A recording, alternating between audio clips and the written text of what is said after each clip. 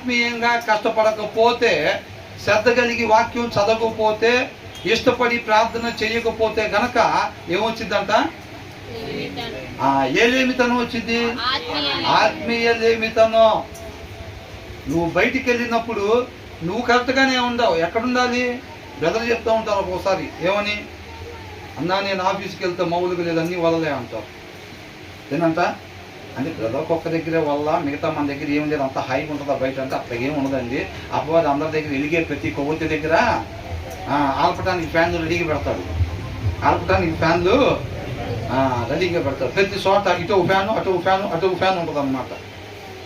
ఆత్మీయంగా వెలిగే ప్రతి దీపం దగ్గర, ప్రతి ఒక్కరి దగ్గర ఆల్పటానికి చూస్తానే ఉంటారు. కాబట్టి మనం ఏదో వెళ్ళిపోయి ఆ కంపెనీలో ఇటు పక్కన చూస్తే ఆల్రెడీ మనం 5 అధ్యాయాలు చదివితే 10 అధ్యాయాలు చదివే అయినా, అటు పక్కన చూస్తే 15 అధ్యాయాలు చదివే ఆమె ఏముండరు పనిచేసే దగ్గర.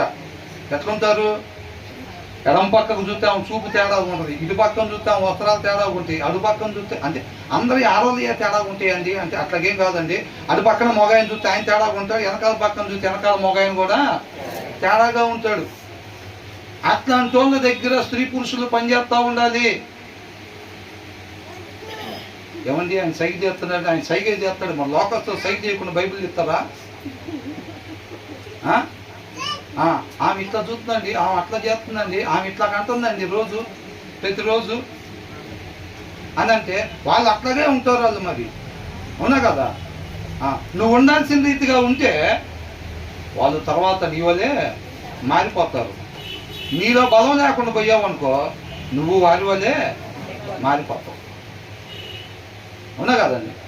మనలో బలం లేకుండా ఆ ప్రదేశానికి మనం వెళ్ళామనుకోండి, ఏమైంది? మనం వాళ్ళలాగా మారిపోతాం. వాళ్ళు ఆల్రెడీ విడాకులు తీసుకొని 3 సంవత్సరాలు అవుతుంది. కాబట్టి ఎవరికైనా సైకి చేస్తారు, ఏదైనా చేస్తారు. మనం బలం లేకుండా అక్కడికి పోతే మనకు కూడా ఏమైంది?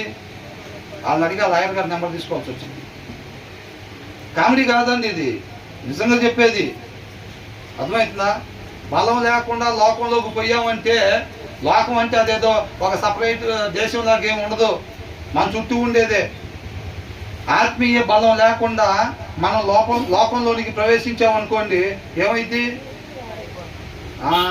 బలం సరిపోతే ఈ వాళ్ళ దగ్గర కాకపోతే ఆ వాళ్ళ దగ్గర పడిపోతాం అంతే. అర్థమవుతుందండి? నేను అట్ట ఏం పడినా, నేను ఎట్ట పడినా అట్ట పడినా. సంసోన్ ఏమనుకున్నాడు? 1000 మందిని లేపేశారు, నన్ను ఎవరు కదిలిచ్చారు అనుకున్నాడు. కదిలిచ్చారా లేదా? కదిలిపోవటమే, దెబ్బలు పడిపోయాడు, కళ్ళు కూడా పోయినాయి. ఆట పోయినా లేదా? అది నేను కూడా